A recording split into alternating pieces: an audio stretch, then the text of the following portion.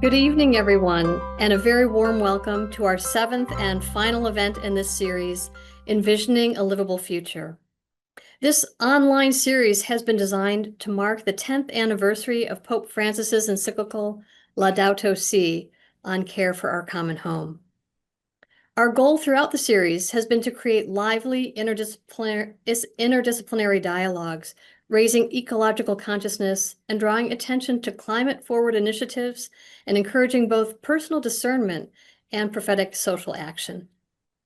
My name is Sister Catherine Feely. I'm the director of the Center for Service Learning and Social Action at John Carroll University, a Jesuit institution in Greater Cleveland. John Carroll is hosting this series in collaboration with the Hank Center at Loyola University Chicago, and I thank the Hank Center's director, Michael Murphy, for his partnership.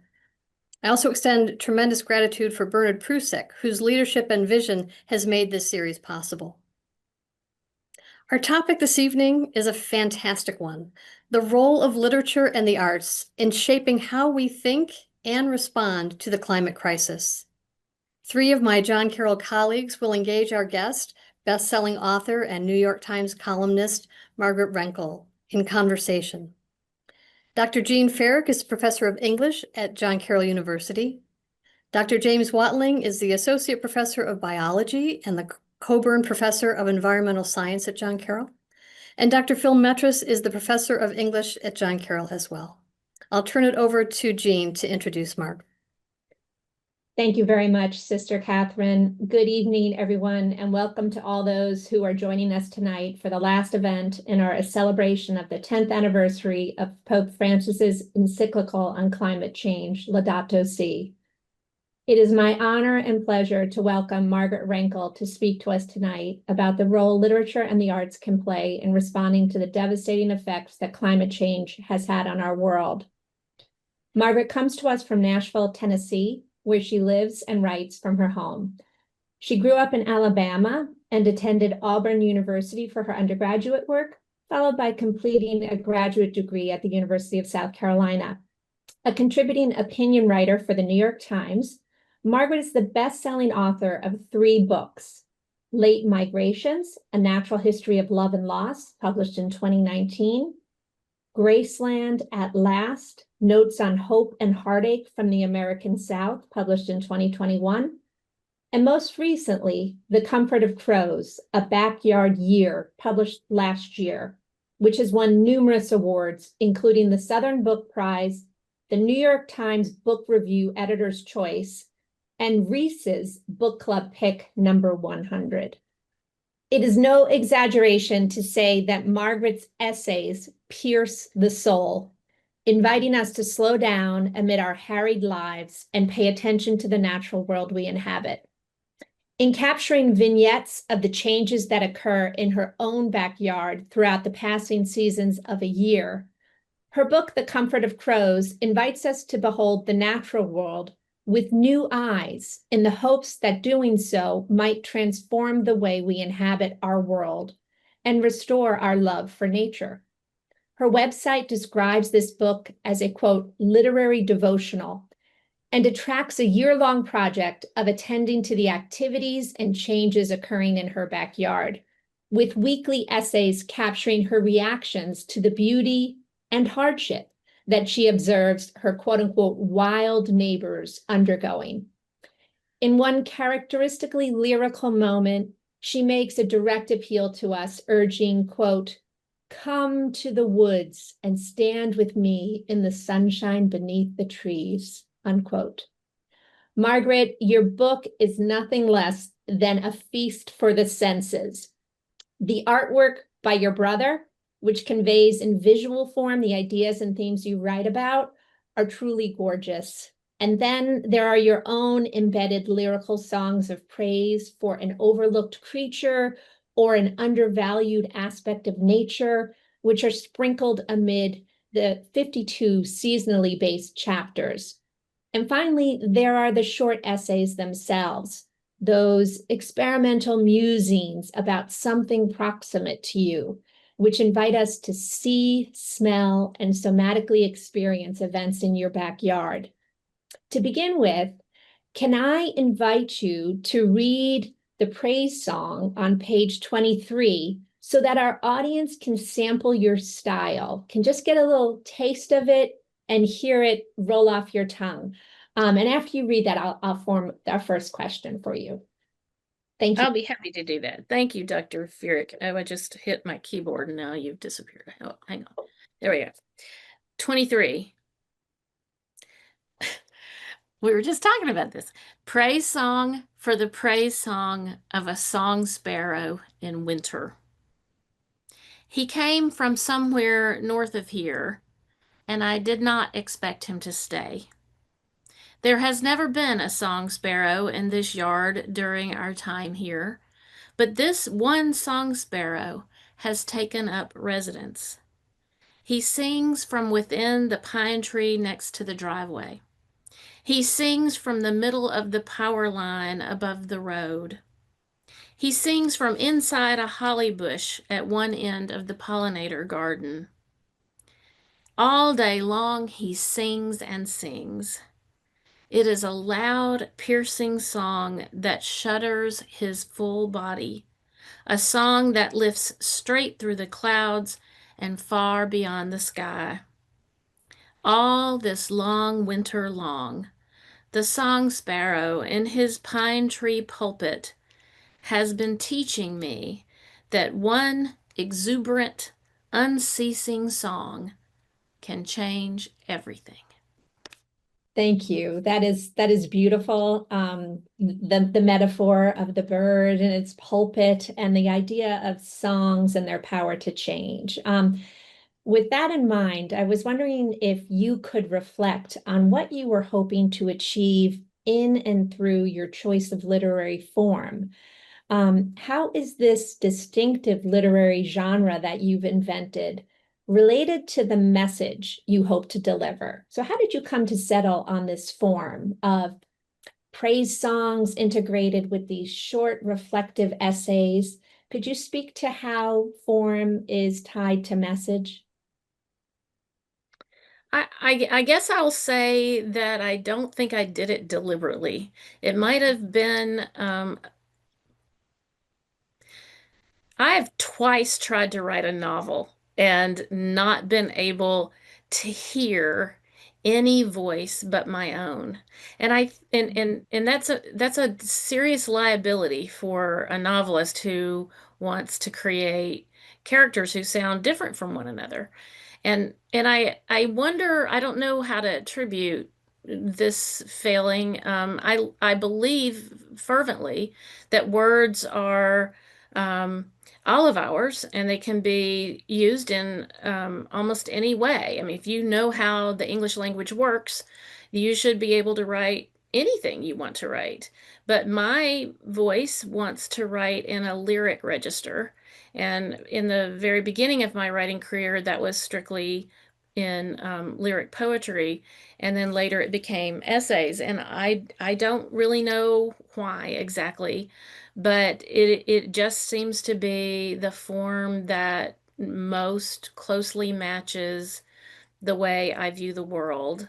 And so when I can say this, when I wrote my first book, the Late Migrations, which came out in 2019.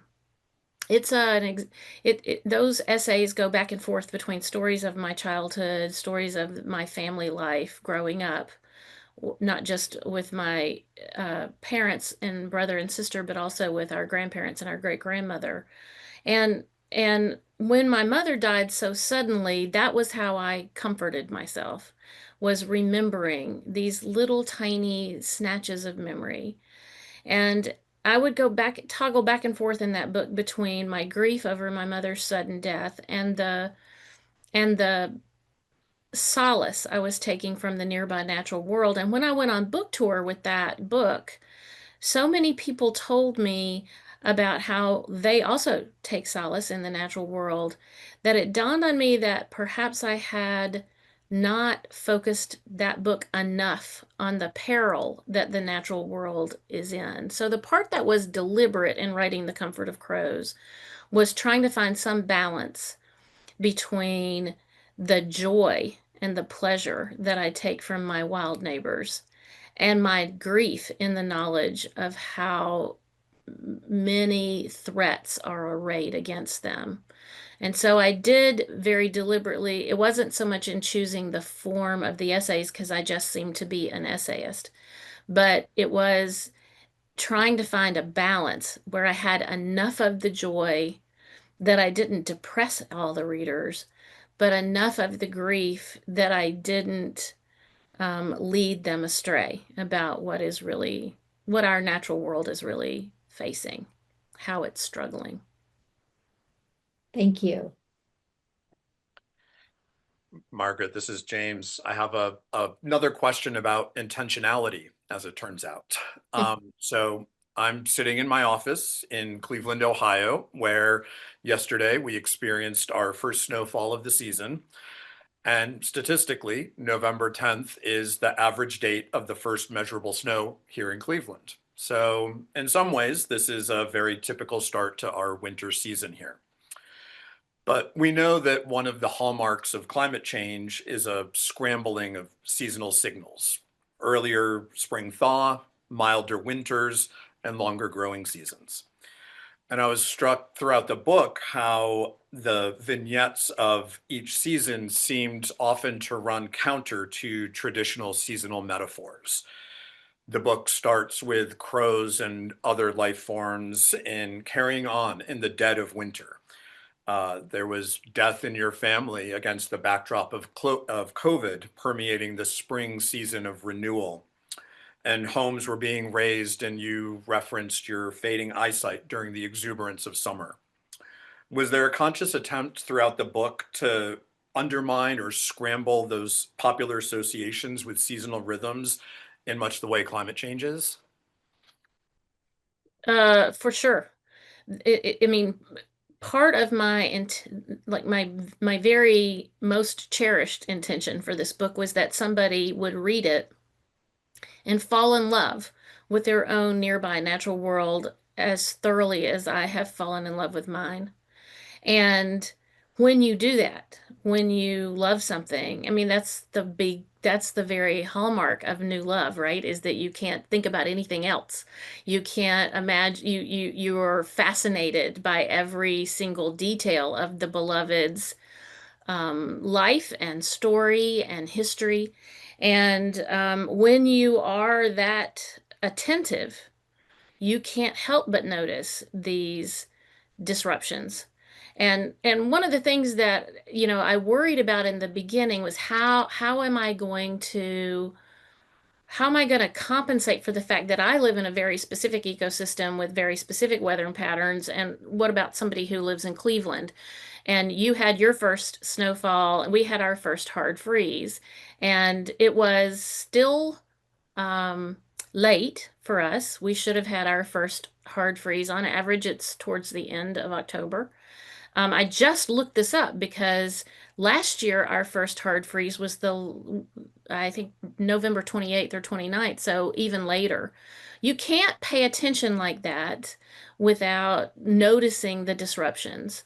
And then the question becomes, how is it all disrupted in the same way? What specific ways is it disruptive? How are these disruptions affecting the nearby natural world? I mean, we all know, we've seen the horrible videos of the starving polar bear.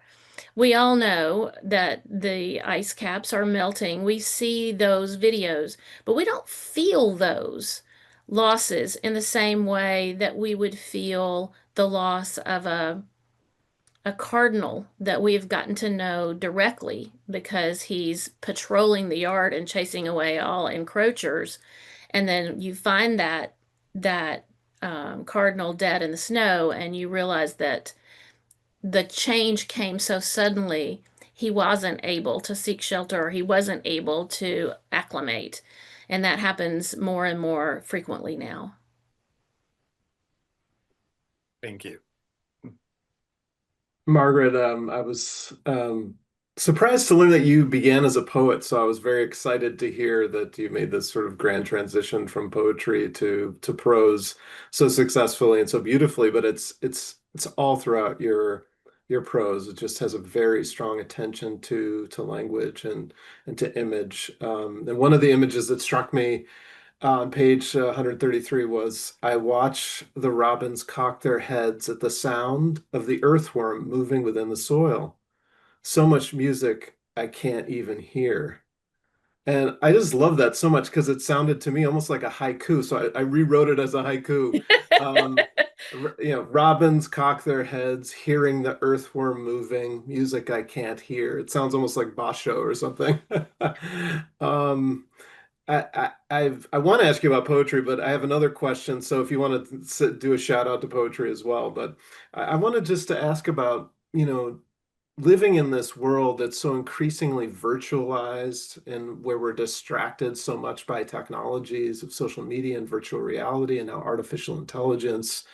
It seems like one of the tasks of this book is to invite us to think about what attention to the natural world helps us see, and sometimes as if for the first time. And I know this because, I've had students like literally walk in the leaves again to remind themselves about what the sound is of, for autumn leaves and things like that.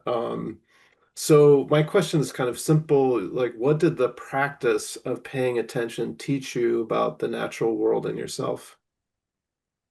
Well, I'm going to go back to poetry for just 1 second. Awesome. Because I think it's related. I mean, one of the things, one of the ways that I revise is by reading aloud. I can hear when something is wrong more easily than I can see it. We talked about this with the students in the earlier session, is that when it's typed up on word processing on a screen or printed out on paper, it looks finished. And so it's very hard to come back and tinker with it when it looks so nice and publishable. But if you read aloud to yourself and you hear, you can hear when the rhythm is off. And I do think that that is biological.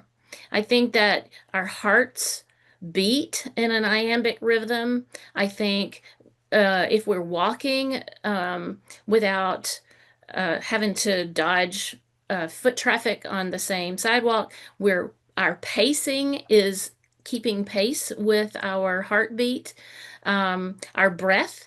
This is all very rhythmical stuff that happens within our bodies. And one of the problems I think we have, I don't know if this is going to answer your question, Phil, but one of the problems I think we have today is that we have lost touch with ourselves as bodily beings. We think, and I was even before the age of the iPhone or the earbuds, or podcasts, or I don't know what all the things people do when they're listening to something other than their own thoughts or their own heartbeat. But even back in my college days, I really thought of myself as, I thought of my body as this thing that carried my brain through the world. And that's just a very problematic way to experience your only life on this living planet. We are creatures. We belong to our bodies in the same way the squirrel belongs to its body, the red-tailed hawk belongs to its. We are physical beings. And uh, when we're tuned into technology, we are literally disembodied. You and I are disembodied individuals in this conversation. It's not all bad. I didn't come to Cleveland for this conversation, so we couldn't be having it if we weren't capable. So I'm not a Luddite. I'm not saying that these technologies are all bad. I'm just saying that we need both. When we go for a walk, we need to take the earbuds out and we need to feel our body moving through space. We need to hear the birds singing. We need to smell whatever storm is coming in on the wind. And when we do that, then we are happier, I believe. Part of me wants to say, oh, tune in, tune in. We all need everybody to figure out what's going on before it's too late. And that's true. That is urgently true. But it isn't the only truth. The real reason you need to stop and smell the roses or touch grass or whatever stereotype you want to tap into, it's that we are physical beings, we are animals, and we are happier when we do that. Our souls are settled when we do that. I couldn't agree more. Thank you so much. And it also reminded me, just as a piggyback, that there's a wonderful element of the Ignatian tradition, which is the kind of replicated in this idea of sort of daily practice of attention, and that's called the examen, where one sort of goes over the course of their day with the same attentiveness to a literary text or to anything else. And I feel like in some sense you've sort of created this version of that, but not just looking at your own life, but looking at your own life in a context grounded in a physical, natural context as a natural being yourself. So thank you so much for that. Thank you for noticing that. That seems to be, I think all writers have kind of an obsessive topic, and mine has always been kinship. Like we belong to one another. We belong to the world we live in. We belong to our wild neighbors. Shout out to that phrase, wild neighbors. I love that. Yeah. Yeah. As distinct from our human neighbors, although some of them are also a little on the wild side, I think. So I'm going to follow up with Phil's question to ask, I'm a scholar who teaches a course on utopias and dystopias with some frequency. And so I'm aware that there are many writers who think scare tactics are the most effective way to get people to wake up and change their habits. So such authors seek to spur change through negative motivation, through fear. But your tactic is quite different. And so to get a sense of that difference, and I'm going to be the slave driver here, can I invite you to read the powerful passage that begins at the very bottom of page 69 and extends through page 70? Because I see this passage, for me, this was a very moving moment. I see it as encapsulating the ethos of your book. And it begins, the section begins, nearly 40 years have passed. And can you just read through to the end of page 70? Yes. Thank you. Nearly 40 years have passed since I was in college, and I find myself thinking of the undergraduates who plod through the landscape that welcomed me at their age, a landscape so altered as to bewilder me when I visit. In years to come, will they remember with nostalgia what must seem even now like a magnificent chorus of birdsong pouring down from the trees? Are we all, generation upon generation, destined to mourn what seems in this moment impossibly abundant, but is already far on its way to being gone? The world will always be beautiful to those who look for beauty. Throats will always catch when the fleeing clouds part fleetingly, and the golden moon flashes into existence and then winks out again. Tears will always spring up at the wood thrush singing through the echoing trees, at the wild geese crying as they fly. A soul touched by the scent of turned soil or sun-warmed grass, a spirit moved by crickets singing in the grass, will spend a lifetime surrounded by wonder, even as songbirds drop one by one from the poisoned sky, and crickets fall silent in the poisoned grass. Apocalyptic stories always get the apocalypse wrong. The tragedy is not the failed world's barren ugliness. The tragedy is its clinging beauty, even as it fails. Until the very last cricket falls silent, the beauty besotted will find a reason to love the world. Thank you so much. I think that passage sort of beautifully captures the kind of the lament and mourning that this book conveys for what we are losing, but also savoring the profound beauty. And so I have a twofold question for you that builds from here. First, I want to know, in your view, what motivates people to change their habits that are deeply ingrained? How can this be accomplished? So that's the first question. I'll just ask the second and let you pick them apart. Throughout your book, you express doubt that human stewardship of nature is helpful.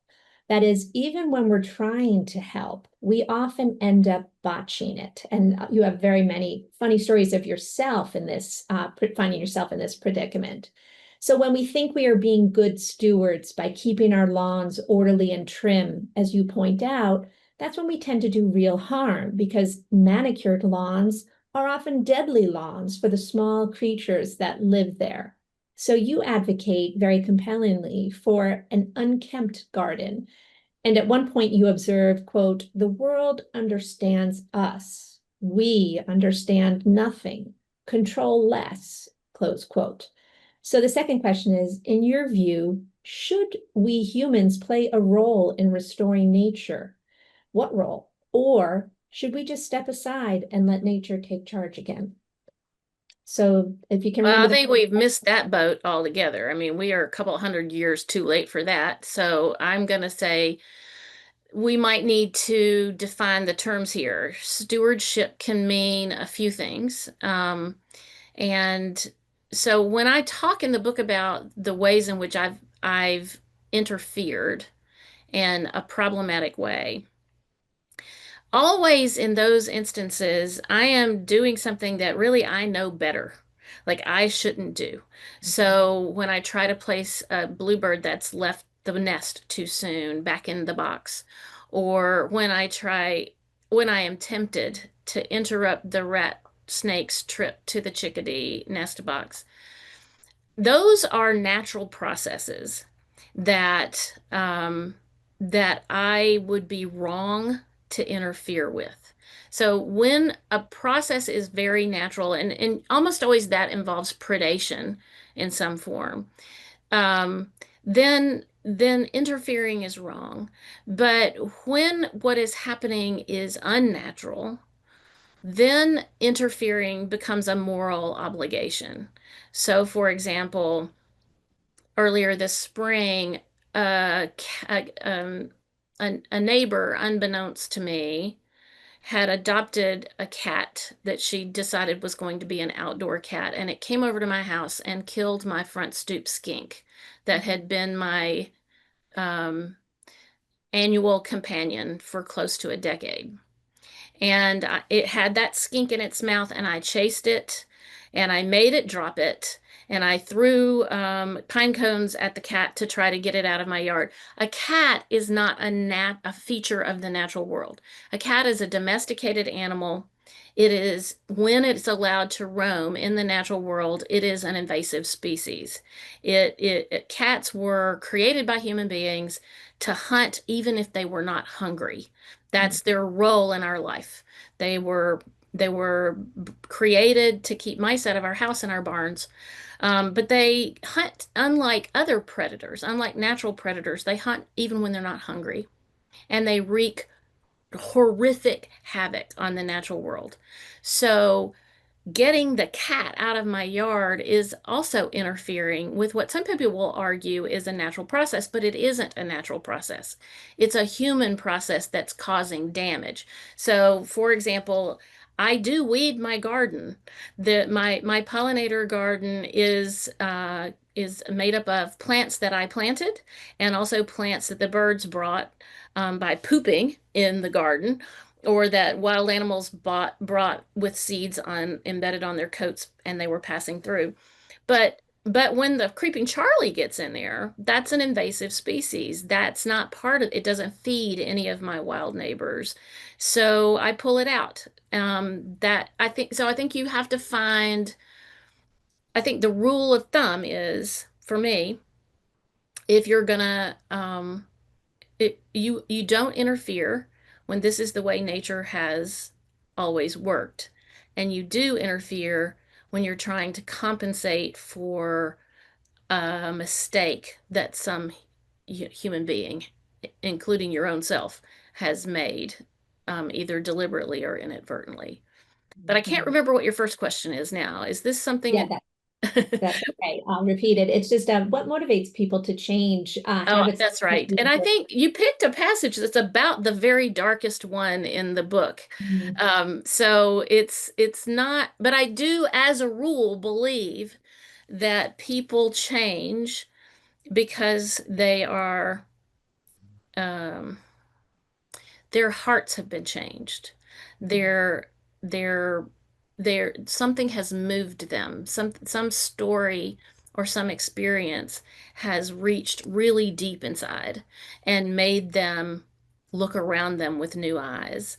I occasionally hear from people who say that they read something I wrote about, oh, I don't know, leaving the leaves where they fall as a way of protecting insect life, or leave for, replacing turf grass with natural native ground cover like sedges and grasses that were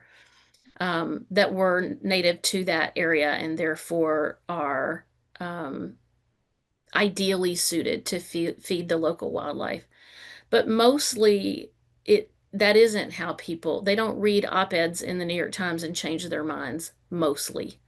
Mostly what they're reading op-eds for is to have their own opinions confirmed for them by somebody else.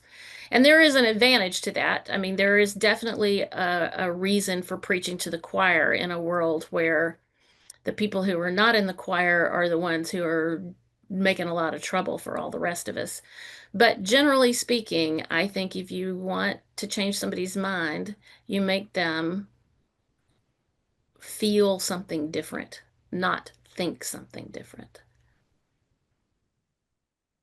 That's a very powerful argument. And I think it connects with what we were talking about earlier about the power of story, right? To lodge you within someone else's point of view, whether that's a creature outside your window or your next door neighbor. So thank you very much. I think it's you offer a very good kind of counter or supplement to a lot of the apocalyptic literature that is out there, because it's even if the passage I chose was a bit dark, as you say, or mournful, there are just tons of praise songs in this book that really celebrate beauty and remind us of the joy that this beauty brings, and therefore kind of spurs us to work to protect it. So thank you. I'll just quickly put on my biologist hat here and say, to your point, Margaret, that there's some studies that have put the estimate at around 1 billion breeding birds a year in the United States killed by domestic cats. So you're absolutely right that that's a huge issue kind of right under our noses. But I have a question that in some ways calls back to some of our earlier conversation on how we inhabit nature. And one of my favorite chapters was the one that comes right after the previous passage you read, The Names of Flowers, which begins on page 73. And I'm wondering if I could ask you to read the first couple of paragraphs from that chapter.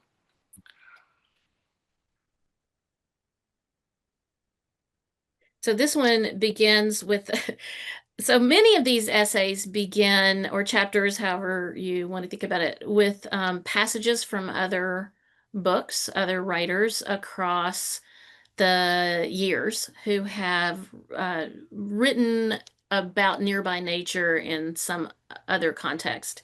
And part of that was just because I wanted this book to be in conversation with an entire literary tradition. And part of it is because I wanted people, when they finished reading The Comfort of Crows, to start looking for some other books that could be resources in this process of spiritual transformation.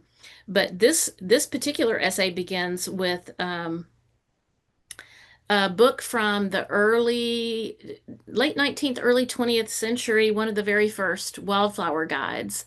Um, and it involves some very unconventional spelling, but it says their names alone serve as a clue to their entire histories, giving us that sense of companionship with our surroundings, which is so necessary to the full enjoyment of outdoor life.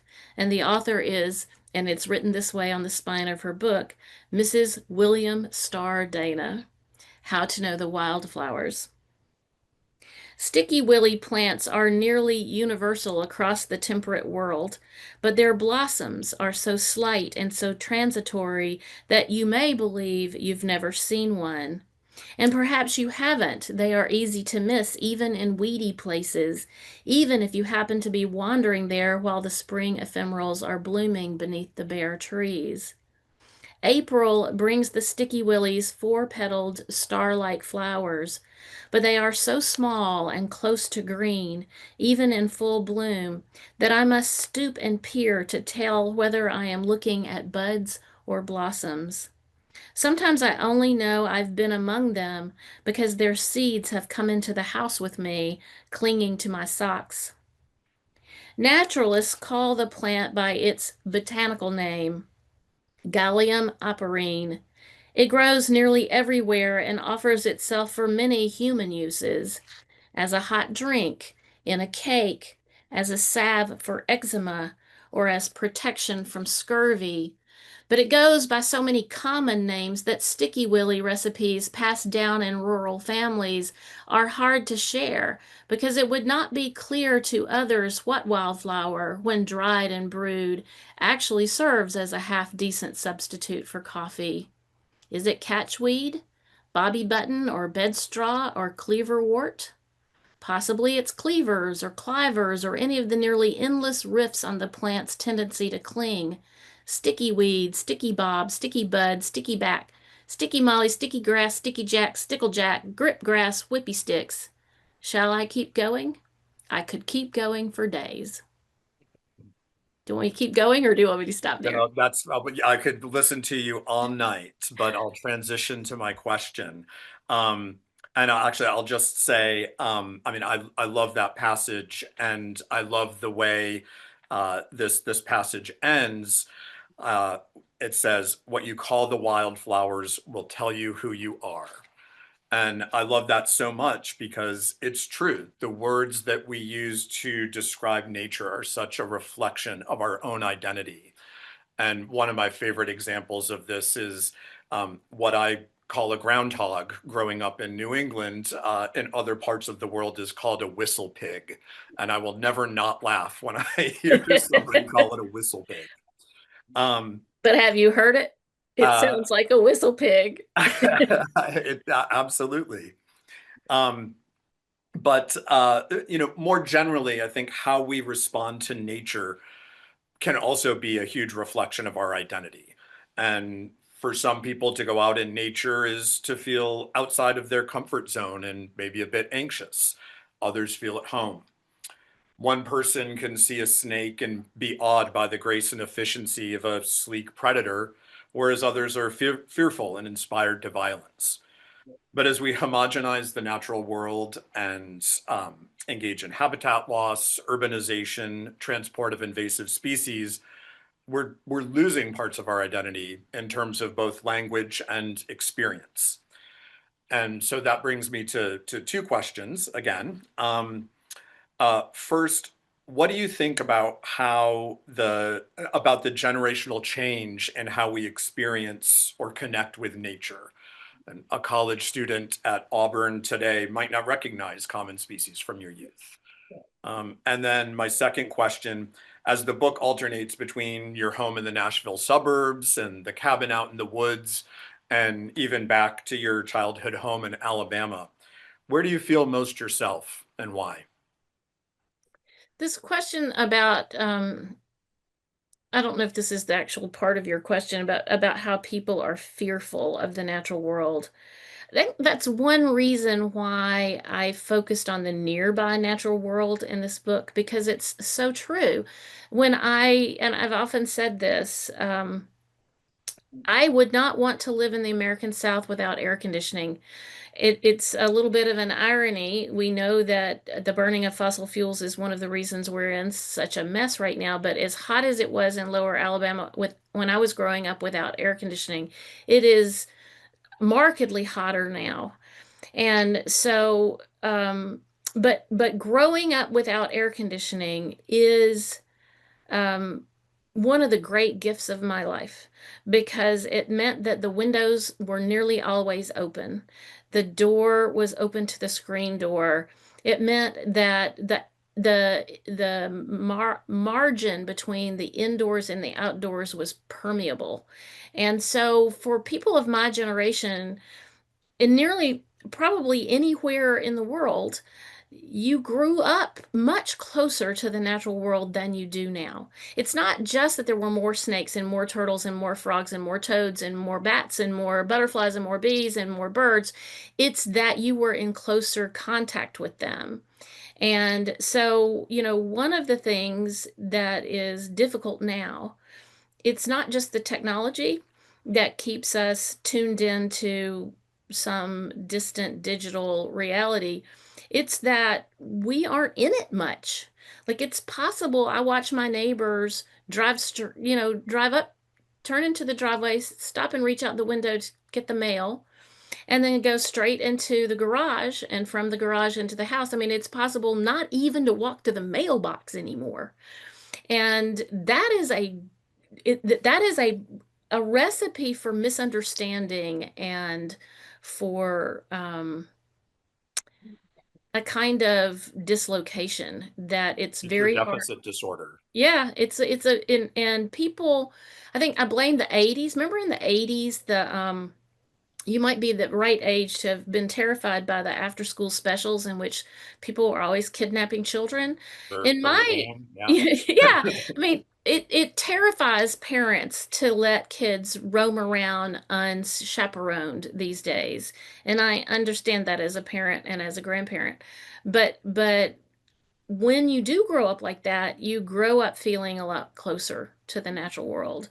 Um, but I think if we make any effort at all to just be quiet and listen, to be still and watch, to just present ourselves in the most domesticated landscapes possible, sitting on the back step or in the car with the window rolled down. I love to spy on my bird neighbors by sitting in the car with the windows rolled down. They don't think to look for me there.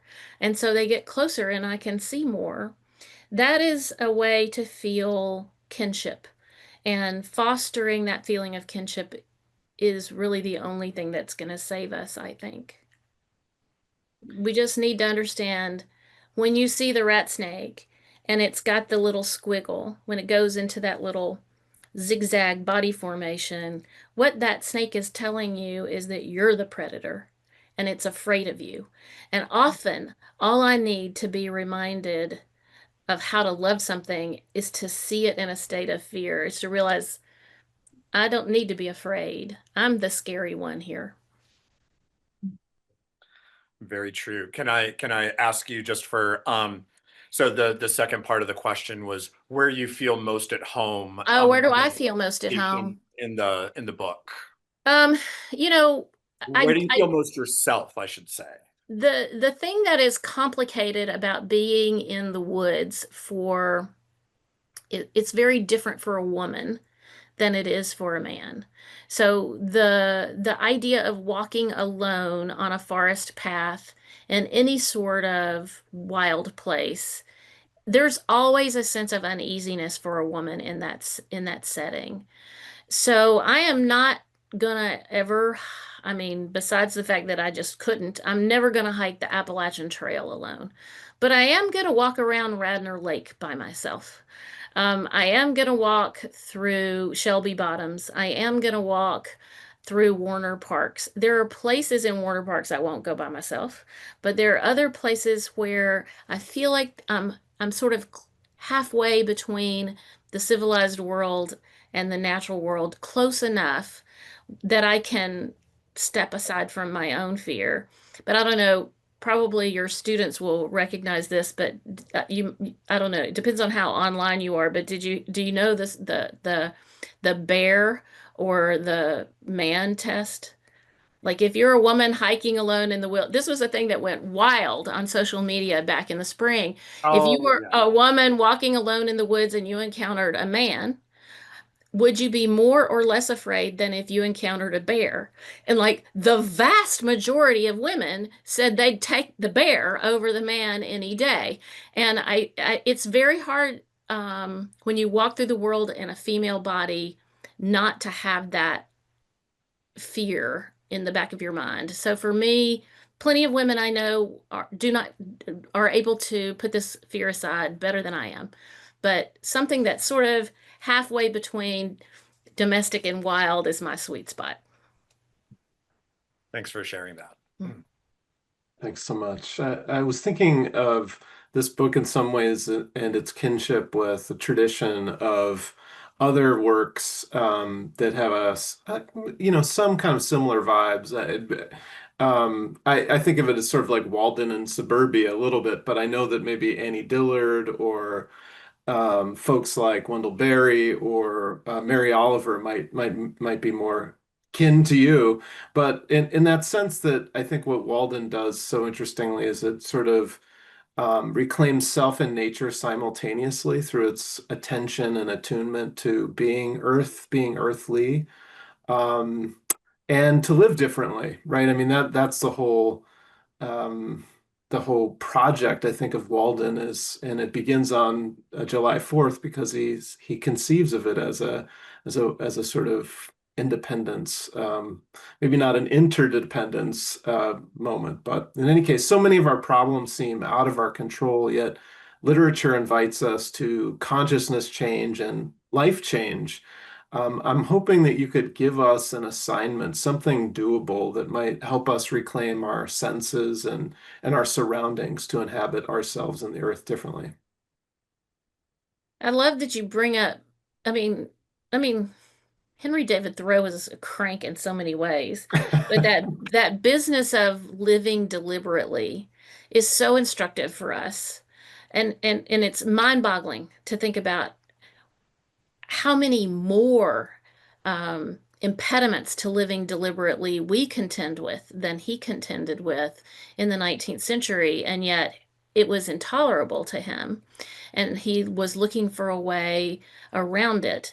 And I think that it might not be the same answer for everybody, but for me, you know how they say, like if you're trying to start a new exercise regimen or a new year's resolution you're going to write in your journal, your gratitude journal or whatever, the thing to do is to create a habit, a pattern that then becomes a kind of um, without even thinking about it, you do it. So at 3:30, you head to the gym and you work out, or last thing at night, you read a poem.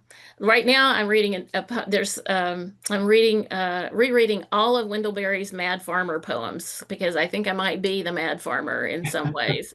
He claims he was not, but I think I might be. But anyway, some routine that you can get into that begins to feel natural and that you aren't fighting your natural inclination to sloth. Mhm. So if you could do only one thing, I would say pick a time of day, whatever the time of day is. It can be first thing in the morning, it can be last thing in the evening. My husband goes outside every single night, rain or shine, to look at the moon. All by himself, he just wants to look at the moon. I go outside at lunch every day, and no matter how busy I am, unless it's raining. And it would have to be raining pretty hard for me not to do it because I like the rain, the world in the rain even better because nobody's blowing leaves in the rain. So it's quieter. But just 15 minutes, it just doesn't take very much, but just 15 minutes, no devices, just to sit and listen and be. Whatever, I mean, it could be a park bench on the campus. It doesn't have to be any kind of wild area. And just look at the clouds. I mean, the clouds make for a natural tableau that's worth contemplating any hour of any day. And it will slow your heart rate down and it will make you feel better. And that will be self-reinforcing, and you'll do it more, and then you'll seek other ways to do it. And pretty soon, before you even know it, you love the natural world. Mm, I love that. I asked my mentor the same question, as a poet and a sort of a naturalist of sorts, Robert Cording, and he said he gets up first thing and he looks outside until he sees something differently. And I just love that sense of somehow like, actually, if you just pay attention long enough, the world enters into a conversation with you in Yeah. a really new way. And Um, every day it's different. So every day it's a new yeah, conversation. totally. Um, Thank you so much for attending to our questions. We did a lot of homework for this, I can and tell. And you conferred. I could tell you had a meeting somewhere so you didn't all ask the same question. exactly. We'd love to invite the audience to post their questions or comments in the Q&A so that we can hear what you're thinking about and questions you'd like to pose to Margaret as well. While that's happening, I actually is there one already in the Q&A? Yeah, there is. So let's give folks just a moment to think about questions that they would like to ask. Here they're coming, Margaret. It's great. Good. Wonderful. Um, there are two already. Maybe I'll just read the two, and then you'll see you can just pick one, or combine them. So Okay. one from an anonymous attendee. Thank you, anonymous. You're world famous for all of your works. Do you prefer to encounter nature by yourself, in solitude from other human beings, or with another person, a friend or loved ones? Please explain. Thank you. Yeah, go ahead. The problem with friends and loved ones is they always want to talk. And I would prefer to be quiet. I'm a talker. I'm a great talker, as you can probably tell, but it is very hard to hear when you're talking. And so I do prefer to be alone in those moments. I there are certain people I can walk with who I know will be a benefit to me because they're going to be pointing out things that I missed because I have such lousy eyesight and it's getting worse. My husband is really good at seeing things and hearing things, and he's also really good at being quiet. So he's a good companion. But if I'm with a friend, I just don't get to see my friends enough, and it then becomes more of a conversation with them than with the world. Yeah.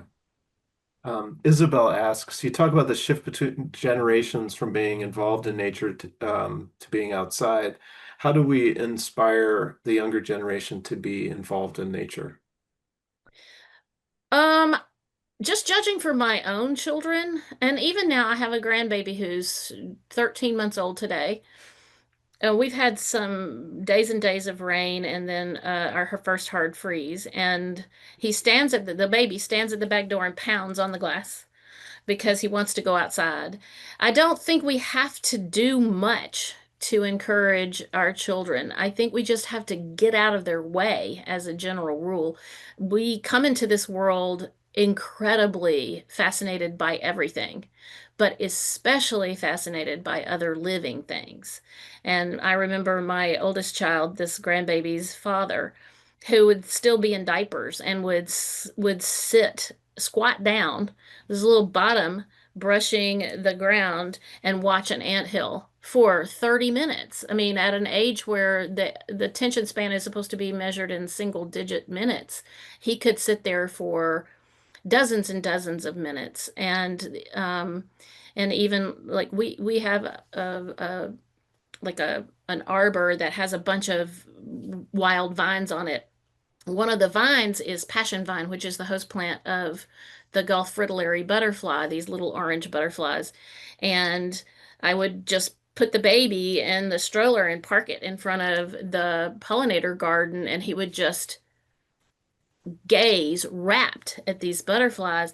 We don't have to teach our children anything. We just have to give them opportunities to indulge their natural curiosity, I believe. Totally. Thank you. Thank James or Jean, do you want to jump in with another Yeah, question? Or? yeah, I would like to. I wanted to ask you a question about religious issues or the influence of religion. So your book, with its calendrical form and rhythm, feels to me deeply spiritual. Many passages echo or evoke religious practices. For instance, you open the book with a call to come closely and perceive the life that abounds in our backyards. And to my mind, this parallels a practice in the Ignatian tradition where worshipers are called to venture out into the natural world to see and contemplate the presence of God in his handiwork.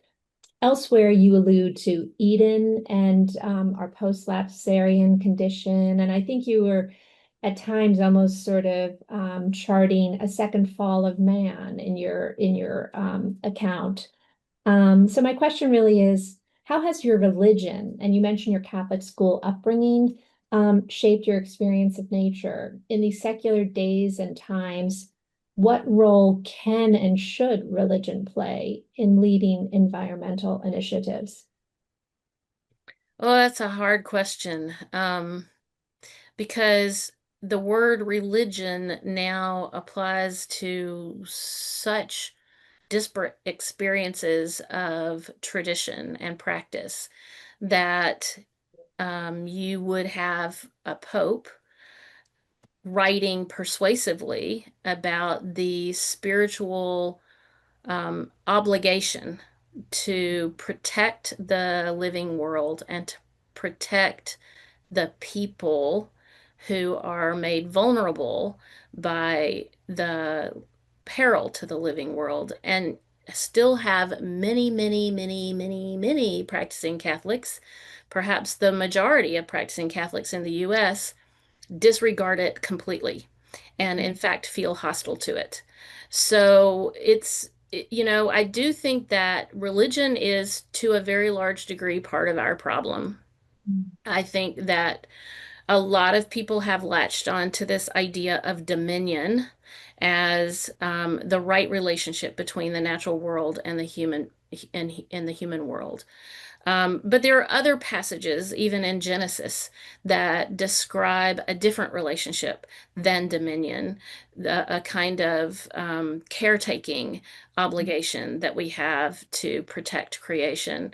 And there's just less of that functioning in formal religion right now.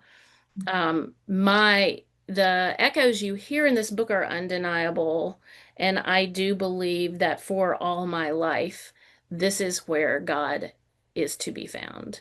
It's in the way the living world works, um, not in a sense of, oh, what's the term that the Protestants use for um, the clockwork sort of God? Anyway, it's The deist tradition, deism. the idea that uh, what happen, like we can see, we don't need to worry about. It's more creationism, I guess, that we don't need to worry about things like the origin of dinosaurs because they're not in the Bible, so they're not real, or they are not as old as we think they are, or whatever. That is not what I mean. What I mean is that while I do feel the presence of God in the like art, and by that I mean cathedrals, I just feel like the way the world works in such concert and with such beauty has to have been the work of a creator. But in terms of the religious practice that I grew up in, I have more trouble with that. I have quite extensive and deep trouble with that.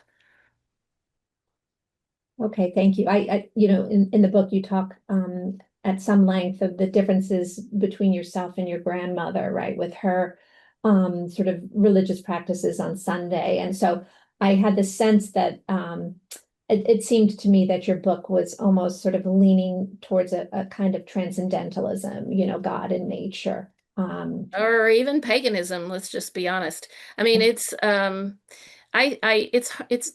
are big, big questions, Jean, and it's hard to answer in any sort of uh, succinct way. But I think that there the spiritual truth of creation takes different forms and is called by different names, depending on the religious tradition that you grew up in. And the one I grew up in is very deep within me. And so those are the metaphors I use.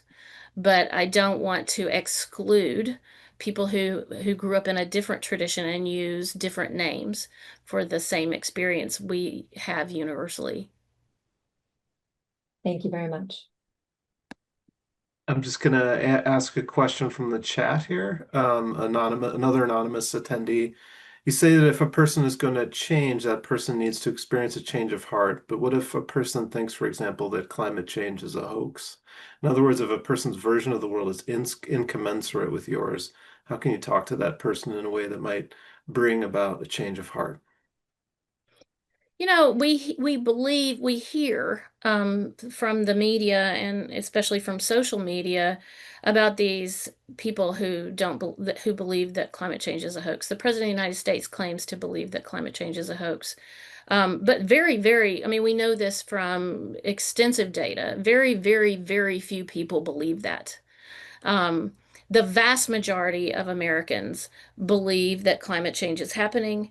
They believe that it's the result of human behavior, and they believe that they have seen and are feeling the effects of it. Most people are either aware, concerned, or deeply worried about it. So trying to reach the people who call it a hoax is that is such a position of intense, deliberate um, choice that I'm not sure we have to reach those people.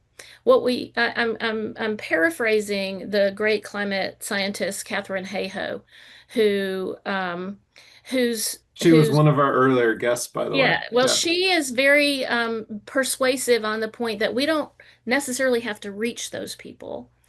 It's unfortunate when they have positions of power over the rest of us. But the people we have to reach are the ones who are worried and don't know what to do about it. And for her, the argument is you find the common ground. So you both have children who are growing up playing soccer on poison grass. That's common ground that you, no matter what your political orientation is, can work with. So part of talking with people is being also willing to listen. You can't you can't go into a conversation, how can I change this person's mind? It's better to go into the conversation, how can I find common ground here? And when I've found common ground, what can we do together to feel less powerless about this situation? And so, really, the question in my mind is how do we get people to stop thinking that there's nothing they can do? It all is lost. There's no difference between somebody who says that and somebody who says it's not even happening. Both are positions of paralysis. Nothing happens from either of those positions. We have to find somewhere in between where we all go, okay, well, I don't have any way of saving the polar bears, but I do need a new HVAC system, and this time I'm going to get a heat pump. Or I can't really do anything about the soccer fields, but maybe I can make a phone call to Metro Parks and see if they can figure out a way to stop spraying those things and keep the plants and my children safe. When we boil it down to something smaller, not necessarily small, but smaller, we become empowered. We become less um, paralyzed. And if all of us did it, they would have to listen to us, wouldn't they? Maybe a follow-up question to that then, Margaret, is how can the literature and the arts help us understand what we've lost and save what we can? How does literature actually help us wake up to the natural world, to our human nature, and to make change where we can? Well, I think that this is a role that literature has always played. When I was in college, there was a great kind of professorial disdain for the literature of activism, that real literature was not, did not, you did not spell out your thesis in a work of art, not in a novel, not in a poem, not in a play. But I do appreciate, I don't, as a reader, love to be hit over the head with a 2x4. I want some subtlety, I want some nuance. But at the same time, I think a novelist like Barbara Kingsolver or a novelist like Richard Powers, who go into their writing with the very express goal of converting hearts and minds. Um, and then they tell you a story that you can't put down, that you are just enraptured by. But I mean, almost everything Barbara Kingsolver writes has that, because Barbara Kingsolver, besides being a novelist, is also a biologist. But she wrote this novel a few years ago, Prodigal Summer, I think it's called, but it's a novel about the migration of the monarch butterflies and how it's being disrupted by climate change. Or you think about The Overstory by Richard Powers. There's a whole list of uh, climate literature that has profound effects on people who read it. Millions and millions of people read these books and they go, "Oh my gosh, I had no idea." Because they were enraptured by a story and they were caught long enough to really ponder it and not just 1.5 minutes later move on after reading an op-ed piece.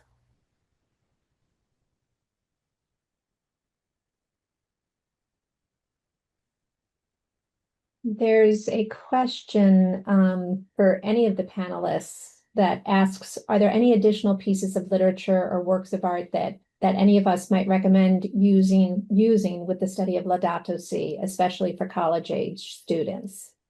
Oh, can I correct something I just said? That Sure. novel by Barbara Kingsolver is called Flight Behavior.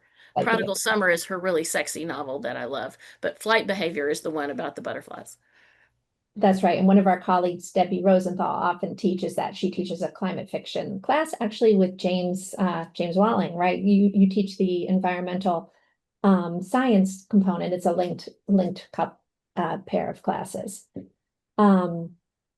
Yeah, so the question from somebody in the audience has to do with, pieces of literature. And actually, I had a question like that too. Your book is full of epigraphs and beautiful sort of embedded quotes from a great body of literature. If you had to pick one or two, are there that you think, maybe many of our audience members should pick up and read, for the power to impact and change our consciousness, our awareness of the world? What would you recommend? Well, the most of these epigraphs that I include are from nonfiction books. Mhm. And a lot depends upon what ecosystem you find closest to your heart. So I loved Sue Hubbell's A Country Year. It's about a woman who's newly divorced and is trying to figure out how to run um, a farm. She has honeybees and she's making honey and she's trying to learn how to run, and it's just a year. I love um, my probably my it just depends. Like if you live in upstate New York, you might prefer to read something by Verlin Klinkenborg. If you live in the deep South, I don't know. There's so many of these. I just would go through The Comfort of Crows and read them all. Is Mm. what not all of them. Like there's a quote from Middlemarch that's what 800 and something pages long. You don't have to read all that. There's just a little piece of that book that I include. But I think probably y'all are better positioned to talk about that answer than I am. I have a funny little story, which is one of my dear friends who was a philosophy major and a city boy, grew up in the city of Chicago. He turned to nature because of poetry. He just read these poems that named birds, and he was absolutely astounded that there were names of birds and trees And he became a park ranger in Brooklyn, New York, and is super excited about urban wildlife and just the wildness in urban spaces. And since became a fundraiser for the Nature Conservancy and now is a head fundraiser for BirdLife International. So I think poetry can be a gateway to the natural world because of its insistence on its essential connectedness to us, whether it's Mary Oliver or Gerard Manley Hopkins or William Wordsworth or, pick your poet. There's so much of that vital connectedness with nature that as a poet, that's where I immediately go. So that's my shout out for poetry and Oh, sure. I mean, I almost said Mary Oliver because Mary Oliver is, um, I mean, because she's writing for us, she's not always, she's not writing for other poets as a rule. And so she's a good starting point for a lot of people.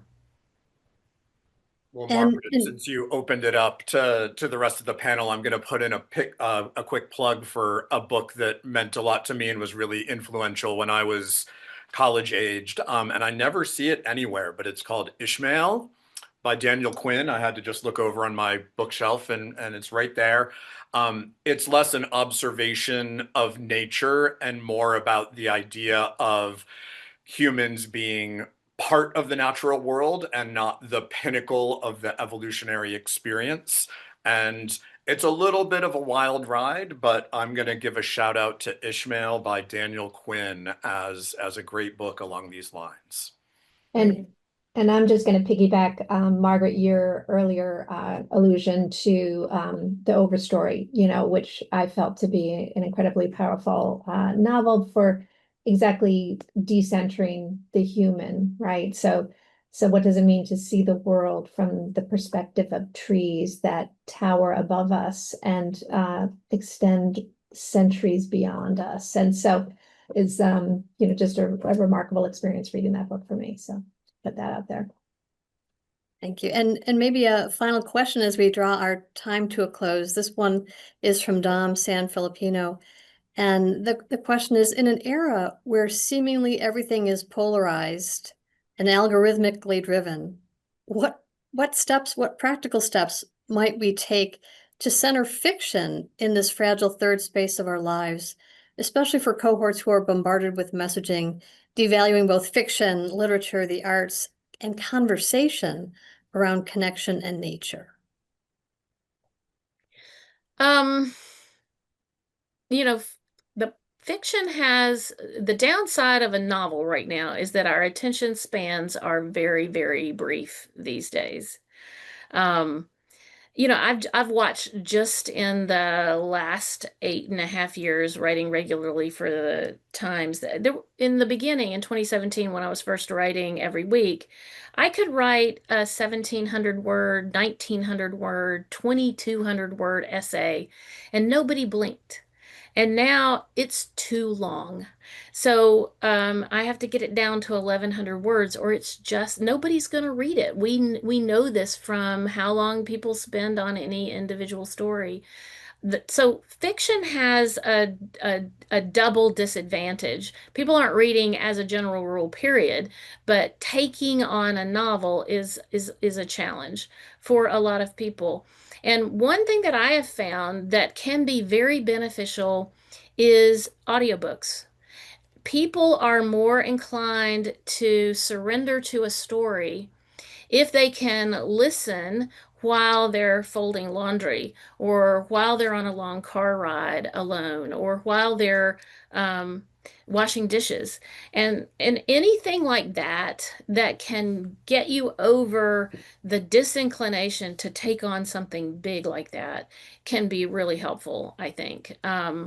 I also have found a special love myself for the novella as a form.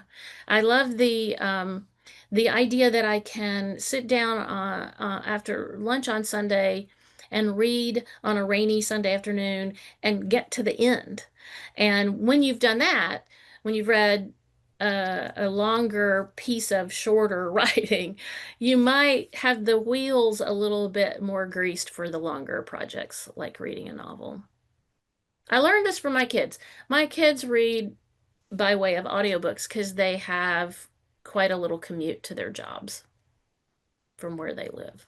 And I should say that's how I first encountered your book. And it gives us also the voice of the author, which can convey so much in addition to the words on the page. So thank you. I felt like I knew you from listening to you as I drove down. That's how I feel. I recently listened to Bruce Springsteen's memoir, and now Bruce Springsteen's my best friend. Oh, yeah. It is when you're hearing it in the author's own voice. There is not all of them are, but when you hear it in your author's own voice, you do have a special connection, I think. You're best friends with him too. That's so cool. If only he knew. Exactly. Well, on behalf of the committee, Sister Catherine, Bernard Prusak, and everybody who worked on the Laudato Si at 10 series, like we're just so grateful that you joined us tonight and that all of you have, we had well over 130 listening tonight, and just really grateful to hear your wisdom. And thank you so much to Jean and James as well. We've had a great time talking about your work, and even more fun in the future, I think, to talk further about it. So thank you so much for joining us. Thank you, everyone. Is there any last word, Sister Catherine, that we would need to say about the series, or? We're so grateful, Margaret, for your time and presence with us tonight. Thank you for meeting with the students and engaging them in conversation. Thank you for the attention, reverence, and devotion you give to the natural world and to human nature. We're so deeply touched and grateful for your work and your words. And for those in the audience who are listening, we encourage you to use the series, continue to learn. The videos and the link to all of the sessions that we've had, this whole interdisciplinary flow of dialogue and conversation, hopefully moving us all to action, is available for your use. Use it in small groups, use it in your class, use it in your communities. And we hope that you'll continue to engage these topics and the passion for literature and the arts in so many ways. I just want to extend our deepest gratitude to each and every one of you here on facilitating our conversation, and to those who've joined us for the dialogue. Thank you and good night.